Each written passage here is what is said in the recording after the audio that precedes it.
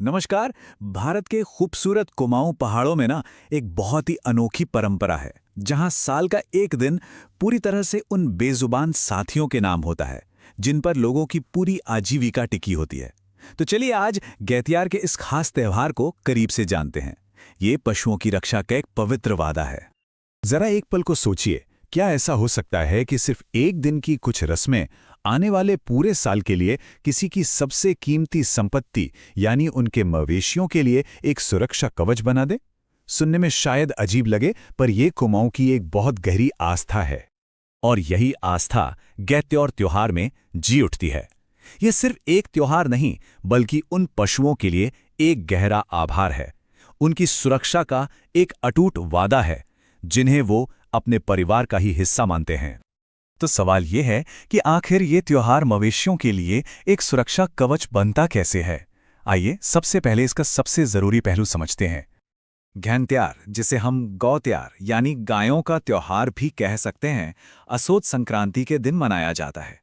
इसका नाम ही आप देखिए, इसके मकसद को एकदम साफ कर देता है। ये गायों और बाकी मवेशियों का त्योहार है जो पूरी तरह से उनके अच्छे स्वास्थ्य और कल्याण को समर्पित है।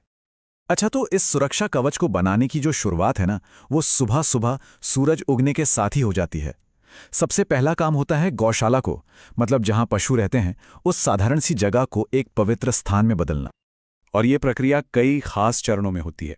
सबसे पहले तो गौशाला और आंगन की बहुत अच्छी तरह से सफाई होती है।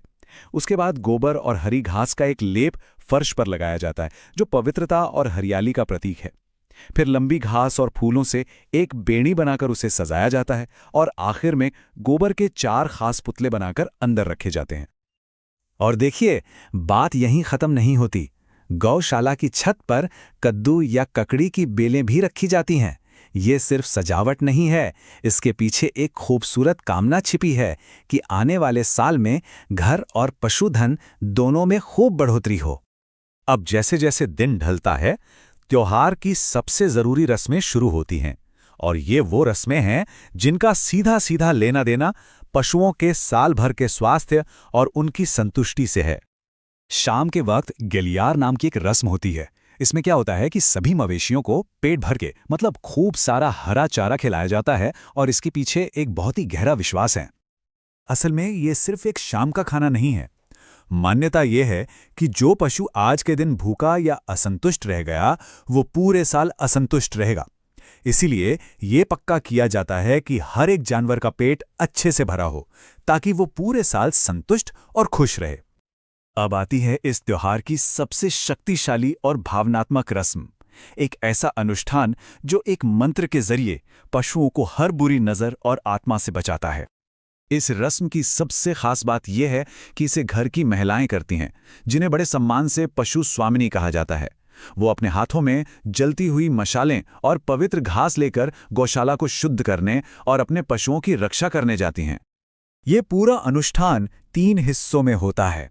सबसे पहले वो हर पशु को छूकर, प्यार से सहलाकर उनके अच्छे स्वास्थ्य की प्रार्थना करती हैं।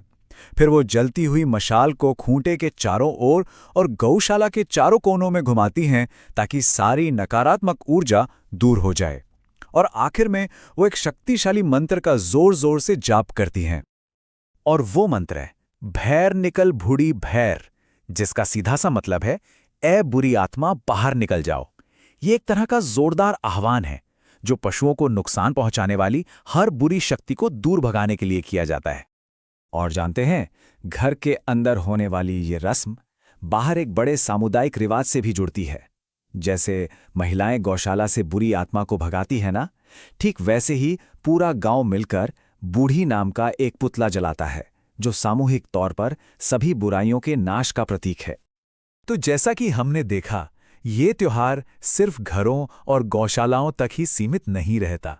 ये एक बड़े और रंग बिरंगे सामुदायिक मेले का रूप ले लेता है, जहां पूरा समाज एक साथ आता है। पिथौरागढ़ जैसी जगहों पर मंदिरों के पास बड़े मेले लगते हैं। हर तरफ एक अलग ही उत्साह होता है।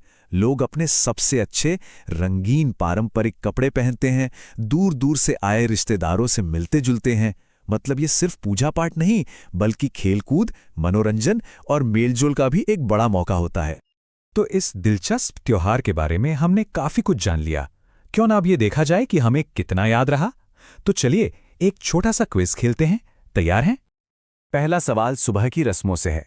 याद करने की कोशिश कीजिए, गौशाला के अंदर गोबर के कितने पुतले रखे जाते हैं? अगर आपका जवाब 4 है तो बिल्कुल सही। जी हां, कुल 4 पुतले बनाए जाते हैं।